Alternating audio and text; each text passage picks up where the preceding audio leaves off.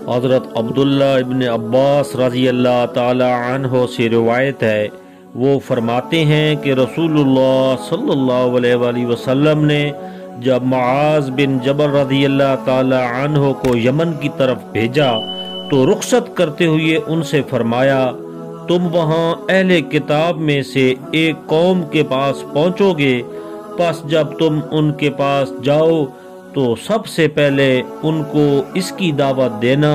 کہ وہ شہادت دیں، یعنی دل و زبان سے قبول کریں کہ اللہ کے سوا کوئی معبود نہیں ہے اور محمد صلی اللہ علیہ وآلہ وسلم اللہ کے رسول ہیں۔ پس اگر وہ تمہاری یہ بات مان لیں اور یہ شہادت ادا کریں تو پھر تم ان کو بتلانا کہ اللہ نے دن رات میں تم پر 5 نمازیں فرض کی ہیں، پھر جب وہ اس میں بھی تمہاری اطاعت کریں تو اس کے بعد تم ان کو بتلانا کہ اللہ نے تم پر زکوٰۃ بھی فرض کی ہے جو قوم کے مالداروں سے لی جائے گی اور اسی کے فقراء و مساکین کو دی جائے گی۔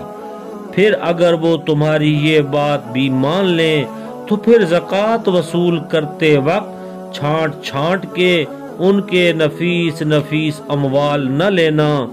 اور مظلوم کی بد دعا سے بچنا، کیونکہ اس کے اور اللہ کے درمیان کوئی پردہ نہیں ہے۔